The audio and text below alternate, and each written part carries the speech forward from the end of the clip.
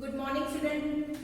Chapter number 9 સ્વાધ્યાય 9.4 ના આપણે પહેલો બીજો અને ક્વેશ્ચન નંબર 3 ના બે દાખલા જોયા. સાદુરૂપ આપોમાં ત્રીજો દાખલો છે t s² અને t² - s.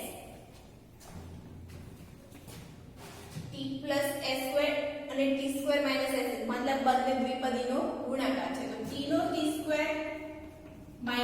સાથે ગુણાકાર પ્લસ s² નો t² - s સાથે ગુણાકાર. t * t² t³ t * s એટલે -st પ્લસ s² નો t² સાથે ગુણાકાર s² t² s² નો -s સાથે ગુણાકાર તો -s નો ઘન. તો આન્સર શું આવશે? t³ - st + s² t² - s નો ઘન. फोर्थ છે x + y નો x² - xy + y² સાથે ગુણાકાર.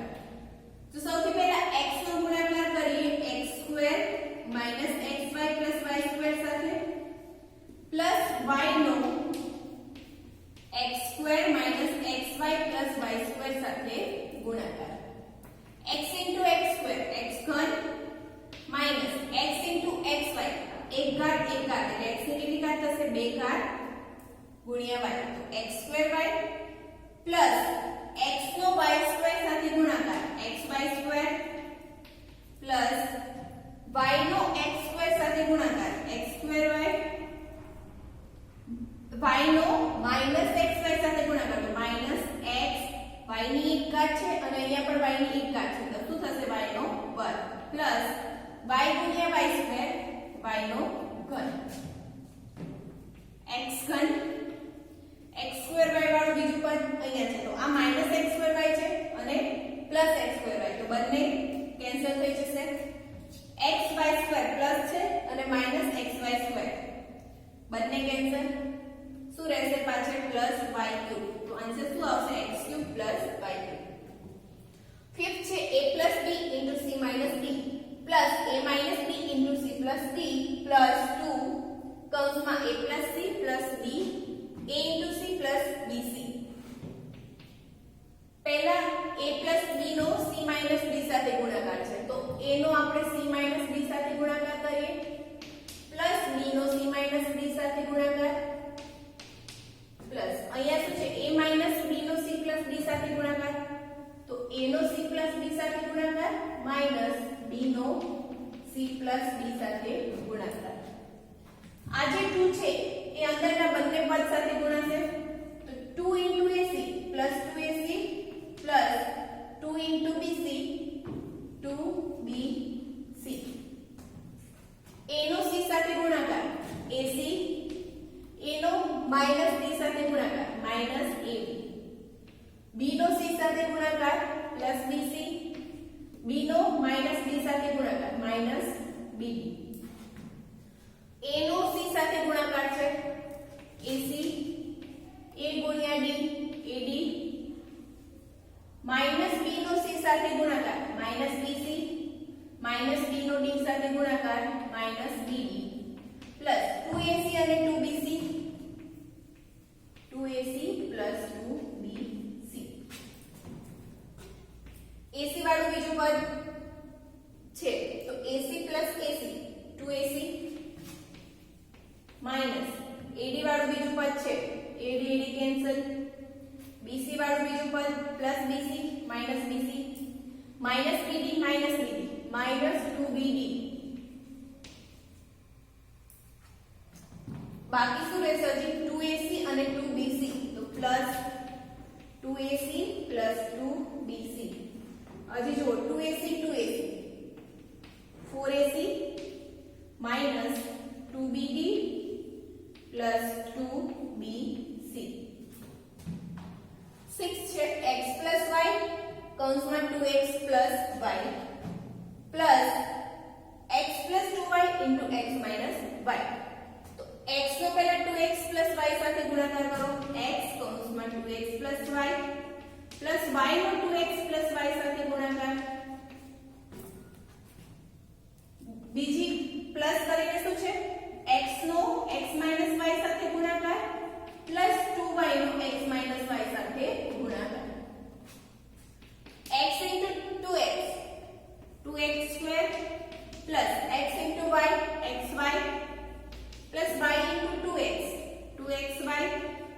y into y, y square, x into x, x square, x into minus y, minus xy, plus 2y into x, 2xy, 2y into minus y, तो minus 2y square, 2x square, xy plus છે minus છે એટલે બંને cancel, 2xy plus 2xy plus 4xy, okay અહીંયા 2x square છે plus x square એટલે 3x square થશે, 3x square plus 4xy, y square minus 2y square, y square માંથી minus 2y square તો minus y square, તો answer આવશે 3x square plus 4xy minus y square. દાખલા number 3 નો સાતમો દાખલો છે 1.5x 4y નો 1.5x 4y 3 સાથે ગુણાકાર minus 4.5x 12y.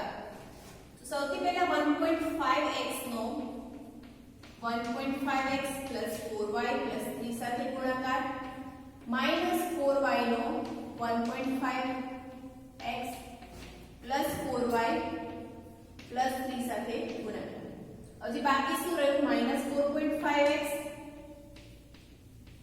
plus 12y, 1.5x into 1.5x 2.25x square, 1.5x into 4y 6xy plus 1.5x into 3x 4.5x minus 4y गुणिया 1.5x तो minus 6xy minus 4y plus 4y minus 16y square minus 4y plus 3 minus 12y minus 4.5x plus 12y एम રહેશે. હવે જો 2.25x square વાળું બીજું કોઈ પદ નથી સજાતીય પદ એટલે 2.25x square એમને plus 6xy minus 6xy plus 4.5x minus 4.5x minus 12y plus 12y શું વધે છે ખાલી minus 16y square, minus 16y square, તો આન્સર આવશે 2.25x square minus 16y square. 8 નંબરનો દાખલો છે a plus b plus c no a plus b minus c સાથે ગુણાકાર. તો ત્રિપદીનો ત્રિપદી સાથે ગુણાકાર છે તો સૌથી પહેલા a નો ત્રિપદી સાથે ગુણાકાર કરો, a no a plus b minus c સાથે ગુણાકાર plus b નો a plus b minus c સાથે ગુણાકાર plus c no a plus b minus c સાથે ગુણાકાર. a નો a સાથે ગુણાકાર a square, a no b સાથે ગુણાકાર ab, a ગુણ્યા minus c minus ac, b ગુણ્યા a ab અથવા તો b plus b into b b square, b into minus c minus bc plus c into a ac અથવા ca કોઈ પણ લખી શકો તમે, c into b bc, c into minus c c square, a square plus ab तो plus 2ab minus ac plus ac cancel, minus bc plus bc cancel, b square વધશે minus c square, तो answer આવશે a square plus b square minus c square plus 2ab. Next આપણે જોઈએ નિત્યસમ કોને કહેવાય. અત્યાર સુધી આપણે પદાવલીઓના સરવાળા, ગુણાકાર અને બાદબાકી જોયા. હવે નિત્યસમ કોને કહેવાય અને એનો ઉપયોગ શું એ જોઈએ. તો નિત્યસમ એટલે એવી સમતા કે ચલની કોઈ પણ કિંમત માટે બંને બાજુની કિંમત સરખી મળતી હોય. તો એની વ્યાખ્યા છે એવી સમતા કે જે આપેલ ચલની કોઈ પણ કિંમત માટે સાચી હોય તો તેને નિત્યસમ કહે છે. આપણે એક ઉદાહરણ લઈએ, a+1 ગુણ્યા a+2 બરાબર શું થશે? ગુણાકાર તમે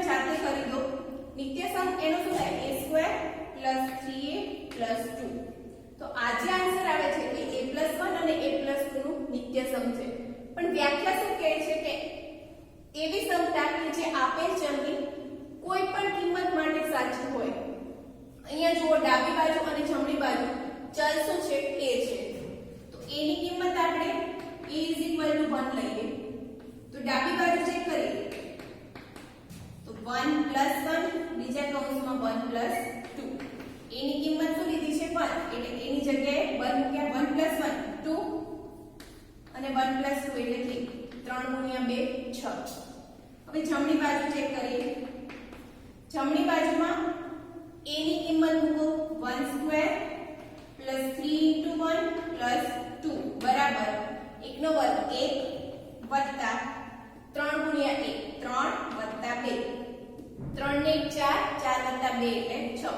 અહીંયા જુઓ ડાબી બાજુ અને જમણી બાજુ બંને બાજુ કિંમત કેવી આવે છે સરખી, માટે a = 1 માટે આપેલ નિત્યસમની બંને બાજુની કિંમતો કેવી આવે છે સરખી, માટે આ જે છે એને શું કહેવાય નિત્યસમ.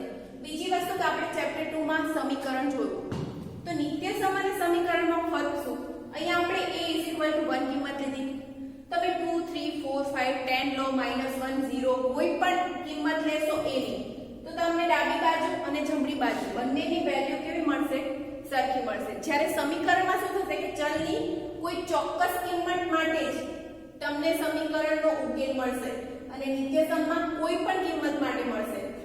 તમે આને a = 1 લીધું અહીંયા, તમે બીજી 5 કિંમતો લઈને ડાબી બાજુ અને જમણી બાજુ ચેક કર્યું, બધી જ કિંમત માટે તમને આન્સર સરખો મળશે બંને બાજુનો, તો એને કહેવાય નિત્યસમ. હવે નિત્યસમનો ઉપયોગ શું આપણે એ જોઈએ. તો a + 1 a + 2 આ બંને શું છે દ્વિપદીનો ગુણાકાર, અને નિત્યસમનો ઉપયોગ કરી આપણે કોઈ પણ દ્વિપદીનો ગુણાકાર ડાયરેક્ટ કરી શકીએ. એ આપણે આગળ જોઈએ ઉદાહરણમાં.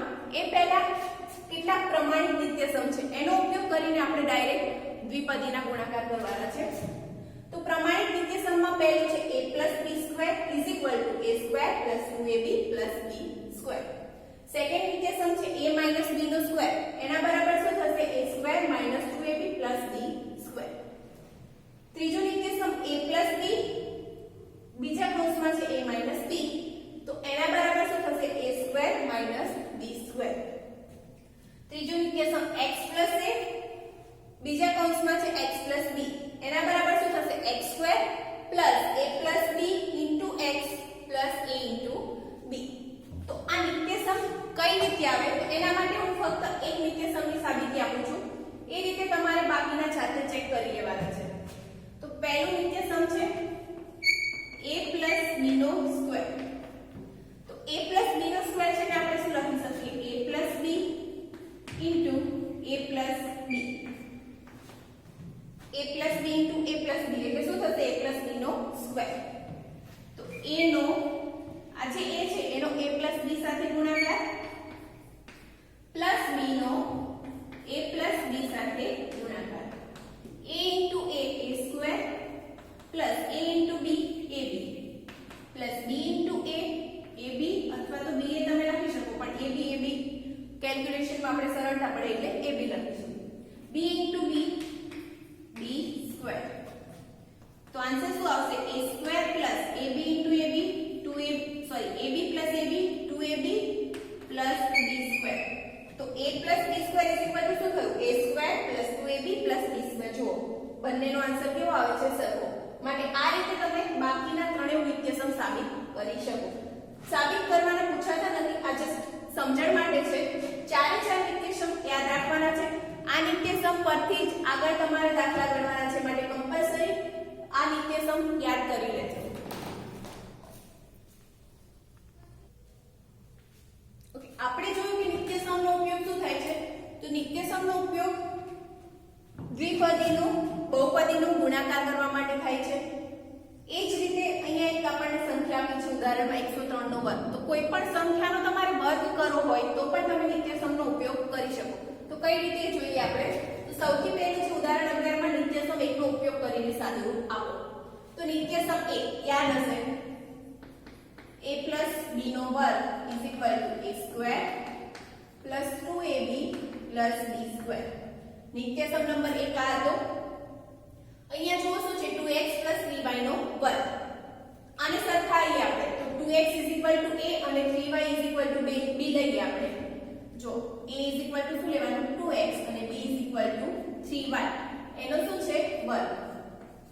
તો એના બરાબર તમે શું લખી શકો બરાબર a શું લીધું છે 2x તો એના બરાબર શું છે a સ્ક્વેર એટલે 2x સ્ક્વેર પ્લસ 2a એટલે 2x b એટલે 3y પ્લસ b સ્ક્વેર શું છે 3y b આપણે શું લીધું 3y તો 3y નો વર્ગ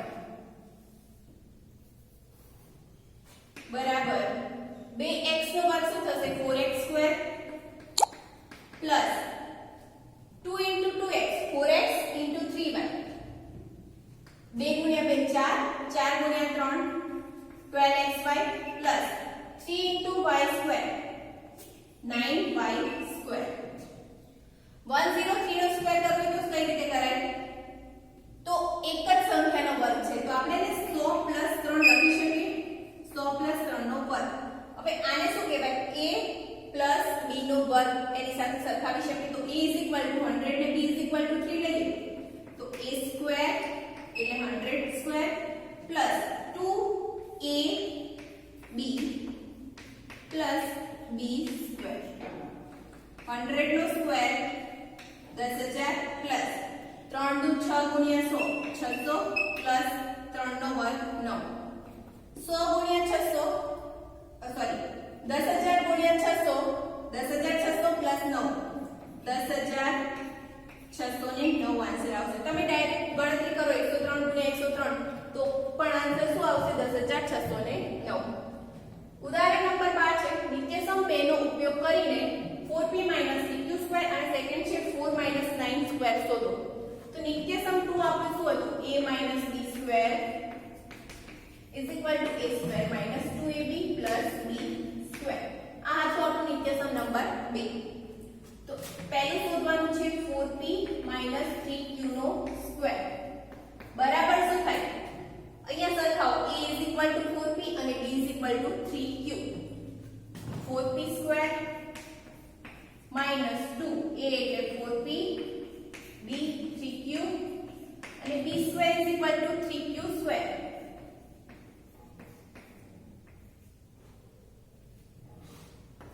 4p² શું થશે 16p² માઈનસ 4 ગુણ્યા 2 8 8 ગુણ્યા 3 24pq પ્લસ 3q² એટલે 9q².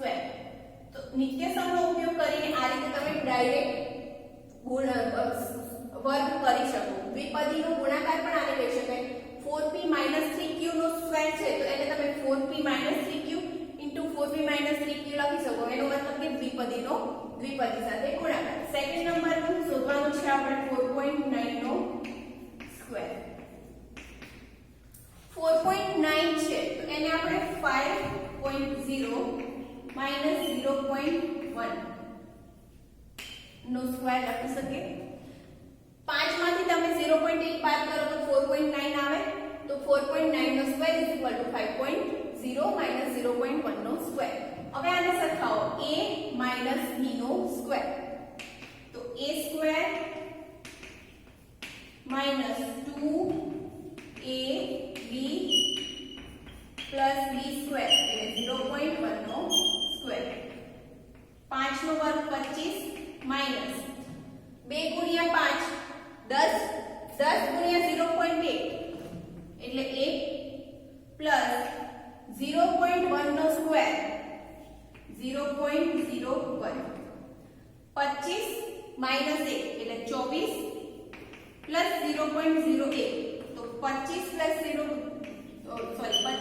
0.01 એટલે 24.01. તો આ રીતે ડાયરેક્ટ તમે કોઈ પણ સંખ્યાનો સ્ક્વેર નિત્યસમનો ઉપયોગ કરીને કરી